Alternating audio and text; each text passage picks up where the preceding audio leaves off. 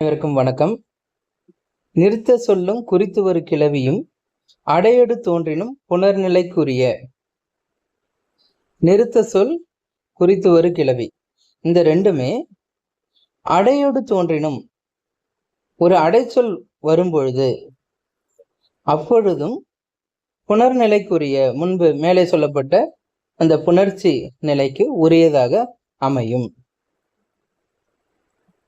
இந்த நிறுத்த சொல்லும் குறித்து ஒரு கிளவியும் எவ்வாறு அடைபெற்று வரும் அப்படின்றத இந்த எடுத்துக்காட்டோட சேர்ந்து பார்த்தாதான் நமக்கு தெளிவாகும்.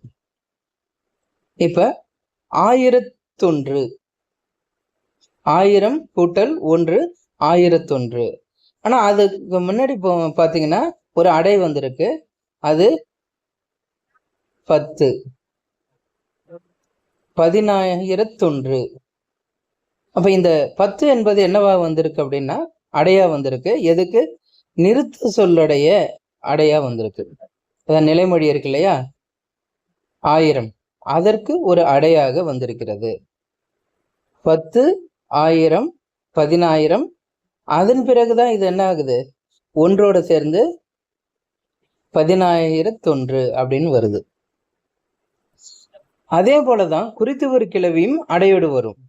அது எங்கன்னு பாத்தீங்கன்னா இங்க 1000 நிறுத்த சொல், குறித்து ஒரு கிளவி பக்து.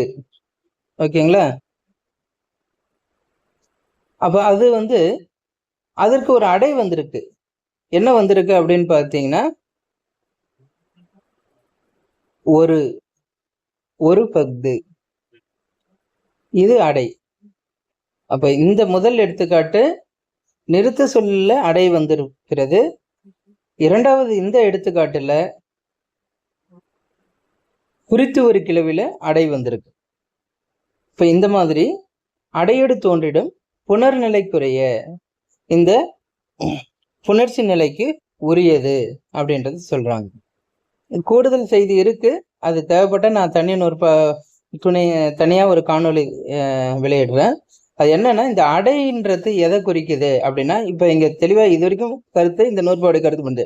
அடைன்றது இலக்கண ஆசிரியர், உரையாசிரியர்கள் என்ன சொல்றாங்கன்னா, அது உண்மை தொகையும் இருபெயரொட்டு பண்பு தொகையும் ஆம் அப்படின்னு ஒண்ணு சொல்றாங்க. அப்ப அடை எப்படி உண்மை தொகையாகவும் இருபெயரொட்டு பண்பு தொகை ஆகுது அப்படின்றது அடுத்த காணொலியில தேவைப்பட்டா, இல்ல உங்களுக்கு ஏதாவது ஐயம் இருந்து அது தேவைன்னு சொன்னீங்கன்னா அந்த காணொலியை நான் வெளியிட தயாராக இருக்கிறேன். ஓகேங்களா? அதனால இந்த கருத்தை மட்டும் நம்ம புரிஞ்சுக்கினா போதும். மாணவர்களுக்கு இது வரைக்கும் போதும். இந்த நூற்பாவுடைய கருத்து என்ன அப்படின்னா, அடையோடு தோன்றும், அடையோடு தோன்றினாலும் புனர்நிலைக்குரியது. எது அடையோடு தோன்றும்? நிறுத்த சொல்லும் அடையோடு தோன்றும், குறித்து ஒரு கிளவியும் அடையோடு தோன்றும். இதுதான் நம்ம இங்கே புரிஞ்சுக்க வேண்டியது. நன்றி, வணக்கம்.